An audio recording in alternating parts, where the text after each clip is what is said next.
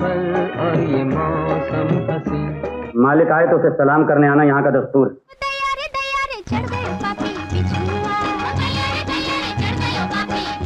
दिलीप कुमार की फिल्मों की जितनी तारीफ करे कम है।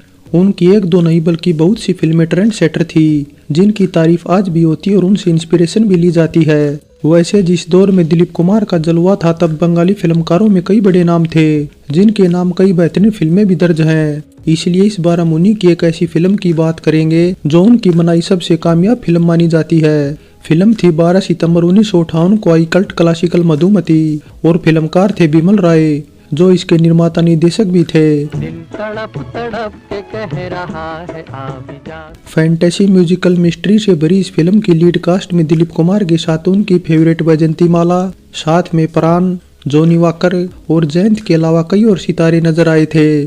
फिल्म की कहानी लिखी थी ऋत्विक घटक ने, संगीत दिया था सलील चौधरी ने, और गीतकार शैलेंद्र के लिखे बेहतरीन 11 गीत रखे गए थे। टूटे हुए ख्वाबों ने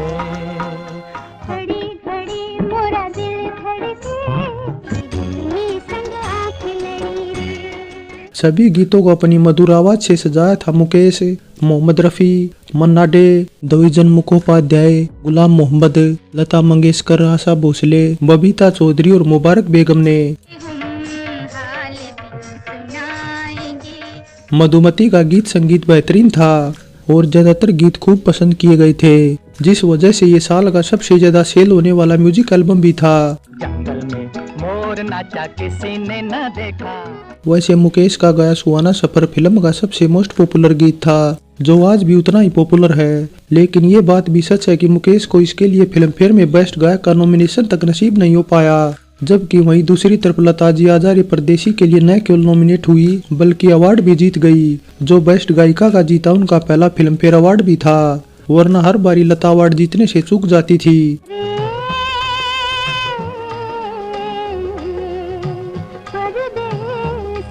वैसे निर्माता निर्देशक बिमल राय फिल्म का संगीत सलील चौधरी की जगह पहले मनोहरी सिंह से तैयार कराना चाहते थे, लेकिन ज्यादा अनुभव न होने के चलते जिम्मेदारी सलील चौधरी को सौंप दी गई। 2 घंटे 46 मिनट की मधुमती को अगर 7.8 आउट ऑफ 10 IMDb रेटिंग मिली है, तो बजट इसका तकरीबन 20 लाख रुपए के आसपास था, और रिलीज के बाद बॉक्स ऑफिस इंडिया पर यह 2 करोड़ की कमाई के साथ न केवल साल की पहले नंबर की फिल्म थी, बल्कि ओवरऑल मदर इंडिया और नया दौर के बाद तीसरे नंबर की फिल्म भी बन गई थी। तो ये तो बात रही मधुमती से जुड़ी कास्ट, बजट और कमाई के आंकड़ों की। अब बात करेंगे इसके अनसुने किस्सों की। आपके बात करने के सलीके की दाद देता हूँ। हिंदी सिनेमा में पुनर्जन्म पर वैसे तो ढेरों फिल्में बनी हैं, लेकिन मधुमती सब्जेक्ट की एक ट्रेंड सेटर फिल्म थी, और फिल्म समीक्षकों की तो ये फेवरेट थी, जिस वजह से इसके चाहने वाले न केवल भारत में बल्कि दुनिया भर में हैं। लेकिन फिल्म से जुड़ा एक अद्भुत किस्सा ये है कि निर्माता निर्देशक बिमल राय उस वक्त भारी कर्ज तले दबे थे।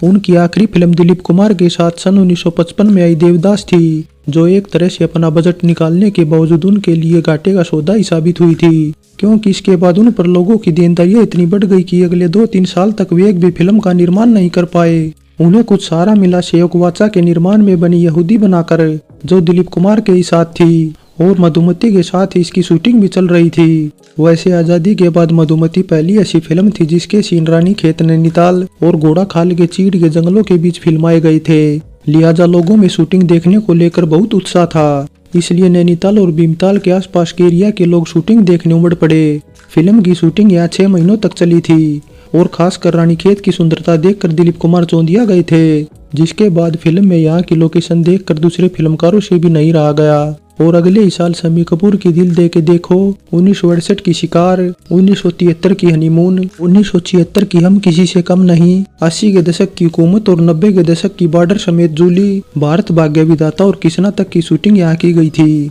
लेकिन बिमल राय जिस टाइम यहाँ शूटिंग करने आए उस वक्त यहाँ का मौसम खराब था, पूरा दिन धुंध काफी ज्यादा रहती थी, इसलिए ऐसी टेक्नोलॉजी नहीं थी जो प्रिंट की सही जानकारी दे सके।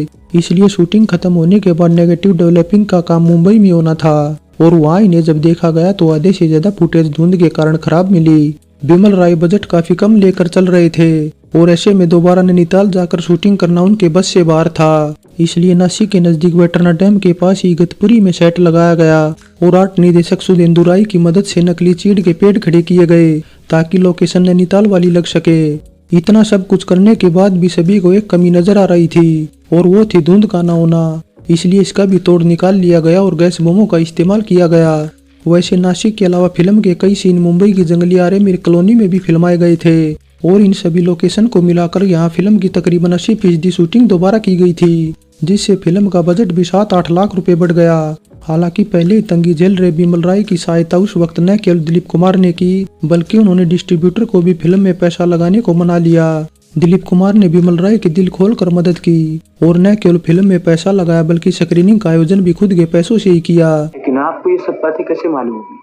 मधुमती पुनर्जन्म पर बनी ऐसी फिल्म थी जिसमें वैजयंतीमाला की ट्रिपल भूमिका थी, इसलिए एक साथ 3 भूमिका करने वाली ये बॉलीवुड की पहली अभिनेत्री बन गई थी। हालांकि पुनर्जन्म पर बनी बॉलीवुड की ये दूसरी फिल्म थी। पहली सन 1949 में आई महल थी, जो एक हॉरर फिल्म थी और इसमें दादा मोनी अशोक कुमार के अपोजिट मधुबाला नजर आई थी, जिनकी उम्र उस वक्त महज 15 साल ही थी। लेकिन बावजूद इसके दोनों में मधुमती एक ट्रेंड सेटर फिल्म थी, क्योंकि इससे प्रेरित इसके बाद न जाने कितनी फिल्में बनाई गई। बॉलीवुड वालों के साथ हॉलीवुड वाले भी इससे काफी इम्प्रेस थे, इसलिए उन्होंने भी इससे इंस्पायर्ड सन 1975 में the reincarnation of Peter proud नामक फिल्म बनाई। तो सन 1976 में आई महबूबा भी काफी कुछ इसी से इंस्पायर्ड थी। इसके अलावा सन 2007 में आई शाहरुख खान की ओम शांति ओम को कौन भूल सकता है, जिसका क्लाइमैक्स मधुमती से इंस्पायर्ड था, जिस पर रिलीज के बाद बवाल भी खड़ा हुआ था, लेकिन बात धमकी तक ही रुक गई। लेकिन इसके बाद मधुमती के 50 साल पूरे होने के मौके पर बिमल राय की बेटी रिंकी राय भट्टाचार्य ने Madhumati untold story from the behind the scene नामक एक बुक लॉन्च की, जिसके लिए वे नैनीताल की उन लोकेशन पर भी गई जहां फिल्म की शूटिंग हुई थी, क्योंकि वहां वे उन लोगों से मिली जिन्होंने फिल्म की शूटिंग देखी थी। मधुमती का प्रीमियर मुंबई के ओपेरा हाउस के रॉक्सी सिनेमा में रखा गया था, लेकिन ठीक सिल्वर जुबली घोषित होने से पहले इसे थिएटर मालिकों ने हटा दिया, जिसके पीछे कारण भी अजीब था, क्योंकि रूल के मुताबिक थिएटर में कोई फिल्म अगर सिल्वर जुबली मनाती है तो थिएटर मालिकों को वहां काम करे कर्मचारियों को बोनस देना पड़ता। वैसे मधुमती बॉलीवुड की पहली ऐसी फिल्म थी जो चेकोस्लोवाकिया में Karlovy very international film festival में दिखाई गई थी, जहां दिलीप कुमार की पॉपुलैरिटी ऐसी थी कि रूसी अभिनेत्री टाटियाना कोजुचोवा कैमरा पकड़े खड़ी थी, और जबकि पोलिश अभिनेत्री बारबारा पोलंस्का भी कैलिपर बॉय बनी नजर आई थी। वैसे मधुमती का बजट कम रखने में सितारों के परिवार वालों की भी अहम भूमिका थी, क्योंकि इसमें वैजयंतीमाला द्वारा पहने गए कपड़े उनकी दादी दुगरी देवी के डिजाइन किए हुए थे, और जबकि चांदी के गहने तो वैजयंतीमाला के खुद के थे, जिन्हें पहनकर वे गीत के दौरान चोटिल भी हो गई थी। वैसे एक समय वैजयंतीमाला ने फिल्म करने से मना कर दिया था, क्योंकि बिमल राय प्राण वाली भूमिका किसी और को देना चाहते थे, लेकिन वैजयंतीमाला फिल्म में हर हाल में प्राण को चाहती थी, इसलिए प्राण की भूमिका क्लियर होने के बाद ही वे करने को तैयार हुई। इसके अलावा दैया रे दैया गीत में सरोज खान बैकग्राउंड डांसर नजर आई थी, और ये वही सरोज खान थी जो आगे चलकर 80 और 90 के दशक में बॉलीवुड की नंबर 1 कोरियोग्राफर बन गई थी। सरोज कुछ फिल्मकारों की तो ऐसी चाहती थी कि उनके बगैर एक गीत तक शूट नहीं होता था। वैसे अब बात छठे फिल्म फेयर की भी कर ली जाए तो मधुमती 12 कैटेगरी में नॉमिनेट हुई थी, जिसमें इसने 9 अवार्ड पर कब्जा जमाया था, और ये रिकॉर्ड ऐसा था जो 37 सालों तक कायम रहा।